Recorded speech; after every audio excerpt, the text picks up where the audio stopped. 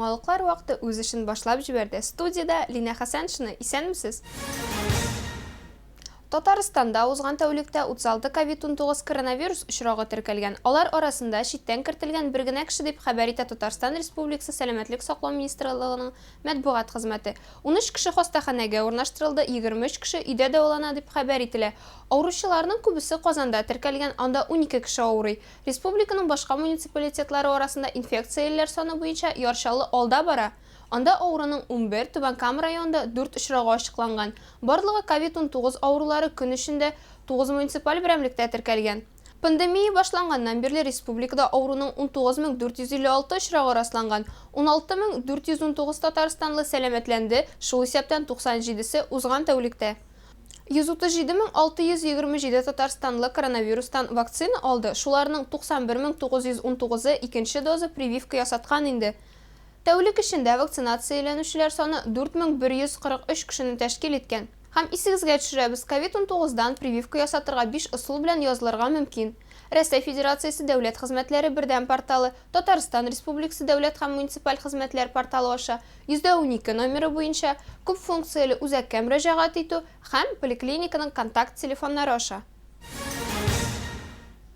Вакцинация дәвам итә, шуның белән бергә халыкның төрле характердагы сораулары да туа. Процедураның куркынычсызлыгына һәм аның кирәклегенә инану өчен безнең төшерү төркеме медсанчасть табибы Александр Гагаев белән очрашты. Вакцина зарарланудан саклану өчен яки авыруның катлаулануыннан бердән-бер ышанычлы ысул булып тора. Аны күп төрле инфекцияләргә каршы кулланалар, күптән түгел COVID-19га каршы да кулланыла башлады. Прививка ясаткан кеше авырган очракта да өзлегүләр үсеше һәм авыруның авыр агуы ихтималы нулгә тигез булачак. COVID сейчас у всех на слуху. COVID турында хәзер бөтен кеше дә ишетеп белә, һәм бу чыннан да проблема. Минем өчен вакцинация узган атнада Мәскәүдә Америка илчелегенең дипломатларының бик күп төркеме Россия Федерациясе Тышкы эшләр министрлыгына Спутник В белән вакцинацияләү үтенече белән мөрәҗәгать иткәч бик мөһим булды. Бу мәгълүмат масса күләм чараларга да тиз арада таралган. Шуңа да карамастан бу факт нәрсә турында сөйли? Әлеге вакцинация чыннан да куркынычсыз.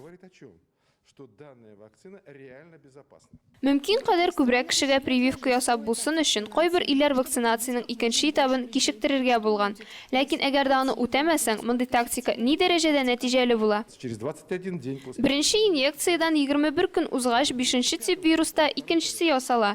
Ул сирәклеге буенча икенче. Кешеләр арасында очрый торган шушы ике иң сирәк вирустан комбинация беренче көндә 21нче көндә барлыкка килүен күз алдына да китереп булмый. Һәм икенче прививкадан 42нче көнгә әгәр вирус эләксә, аны бөтен яклап бу коронаны ябыштыралар. Һәм кешенең күзәнәк мембранасы эндосомалары белән бер-берсенә кушылырга мөмкинлек бирми.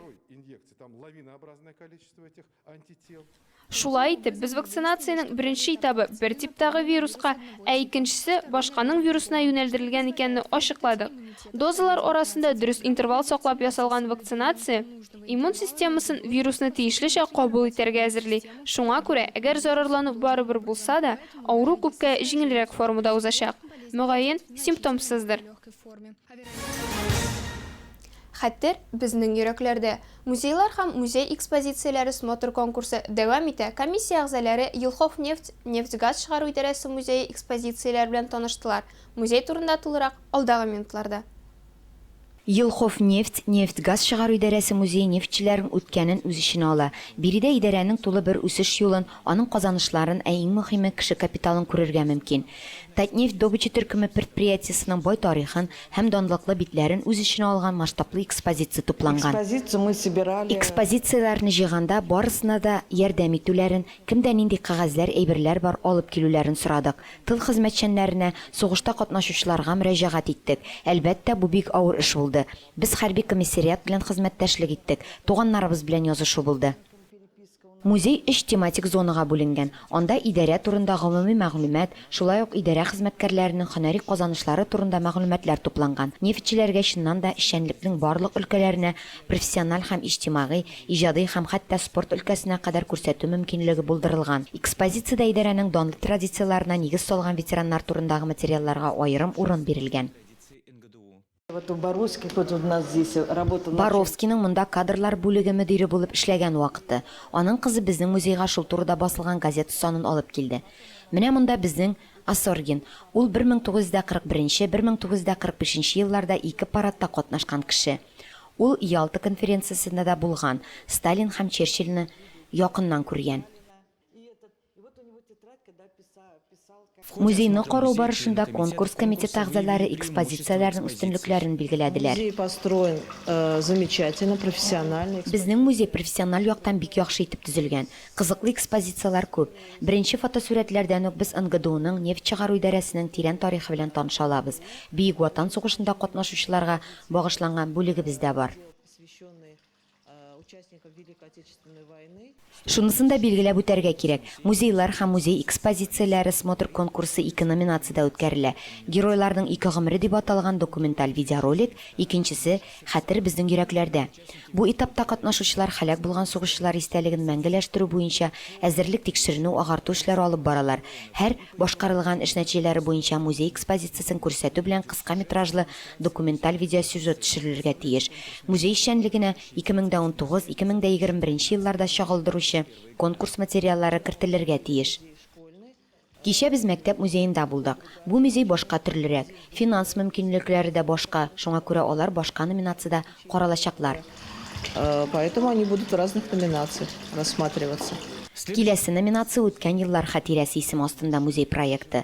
Бу номинациядә берничә юнәлеш бар. Уникаль коллекция, экспонат, күргәзмә, эзләнү эше, гаилә реликвиясе, чаралар, Россиядә яшәүче халыкларның традицияларын саклау. Смотр конкурста җиңүчеләр һәм призерлар 1-нче, 2-нче, 3-нче дәрәҗә дипломнар, шулай ук Әлмәт муниципаль районы ветераннар советының кызыксындыру призлары белән бүләкләнәчәк. Фирая Юнусова, Илгиз Шәрвҗанов, Рафаэль Сафин, яңалыклар вакыты, Әлмәт Луч телеканалы. Әлмәттә язгы каникуллар чорында футбол буенча бөтен Россия традицион турниры узды. Анда 6 команда катнашты. Кемнәр нефть башкаласына килгән һәм ярышларда җиңүче исемен алган киләсе сюжетта. Каникуллар файдасыз вакыт үткәрү сәбәбе түгел, ә үз үсеш һәм яңа тәэсирләр вакыты. Шулай ук яшь футболчыларның яңа сезон алдыннан үзләрен күрсәтү мөмкинлеге дә. Пока дети Балалар свободны. бу чакта уйнарга, сезонга әзерләнергә кирәк. Шулай ук бу турнирны футбол буенча Татарстан Республикасы беренчелегенә әзерлек итеп карыйбыз.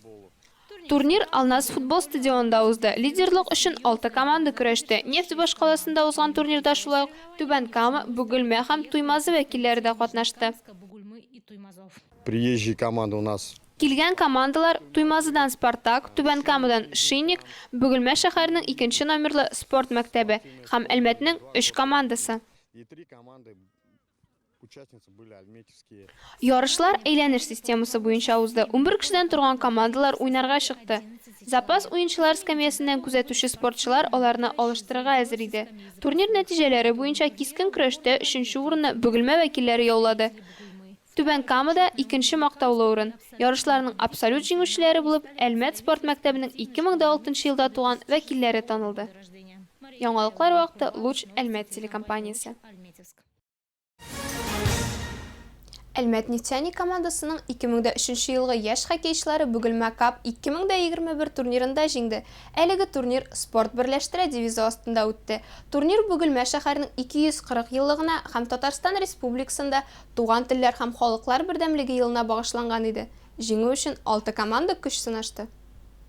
Финал җыйыны Бөгелмә, Әлмәт, Кукмара, Уфа һәм Нефтекамск спортчыларын җыйды. Аларга командаларның кайсы көчлерәк икәнен ачыкларга туры килде.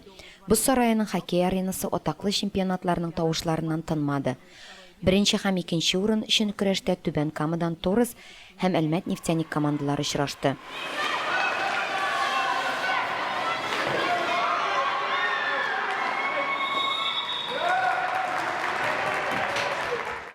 Һәр команда җиңү өчен үз-үзләрен аямыйча көрәште.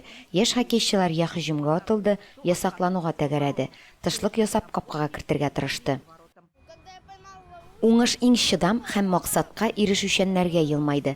Нәтиҗәдә 7-4 белән нефтяник командасы җиңү яулады. 2нче урында Түбән Кама Торысы, 3нче урында Кукмара Ягуар командасы булды. Бызда Түбән Кама Торысы әлмәтлеләр белән беренче тапкыр очрашмый. Җиңүләрдә булгалады, ләкин бу юлы беренчелек нефтяник кулында булды. Яңадан спортчылар апрель урталарында очрашачаклар. Аларны Азнакай турниры көтә. Где-то Мимо ворот бросили, в вратаря попали. Поэтому так сложился результат. Фирая Юнусова, Ойгөл Шарафиева, Максим Брюхачев, Яңалыклар Луч Әлмәт телеканалы. Безнең өчен дискотека, алар өчен биюләр. Бөгелмәдә ретро клубы 50 яшьтән узган кешеләрне берләштерде. Алар өчен ретро биюләр саф һава кебек. Биюләр тынлы оркестр уйнавы белән сулык янында үтте. Пандемия аркасында ретро клуб өчен яңа елдан татар мәдәнияте үзәгенә күчерделәр. Бөгелмәлеләр хәзер кичләрен ничек үткәрә? Безнең сюжетта карагыз. Алар шын стилягылар, иратлар һәрвакыт элегант костюмнарда һәм галстукларда, ә хатын-кызлар матур киемнәр белән күркәм бизәнү әйберләрендә һәм һәрвакыт бию үкчәле аяк киемендә. Барысы да яшь буенча сайлап алынган. Әмма яшь турында монда әйтмиләр, кабул ителмәгән. Иң беренче без монда аралашу өчен киләбез. Без бер атна дәверендә бер-беребезне күрмибез һәм шуңа күрә якшәмбе көнне кояш чыккан кебек көтеп алабыз. Киләбез, аралашабыз, ял итәбез, җырлар җырлыйбыз, бәйрәмнәрне каршы алабыз, бер-беребезне туган көннәре белән котлыйбыз. РТР биюләр клубта шул исем белән оештырылган татар мәдәнияте үзәгендә. Биюгә карата кызыксыну нигездә 50 яшьлекләр арасында. Бездә элек тынлы оркестр бар иде, ләкин коронавирус аркасында ул таркалды. Булар барысы да үтеп китер дип ышанып калабыз. Һәм без тынлы оркестрның эшен кабаттан дәвам итеп оештырып җибәрербез дип уйлыйм. Чөнки кешеләр лаеклы ялга чыккач, алар үз-үзләренә йомылып калмыйлар, ә монда клубка киләләр. Һәм алар барысы да бик канәгать. Элек 40-50 ләп кеше йөри иде, ә хәзер 20-25 кеше. Кайсы бер кешеләр йөрергә куркалар. Нашли вот здесь, у нас клуб существует, и они все довольны этим. Раньше был...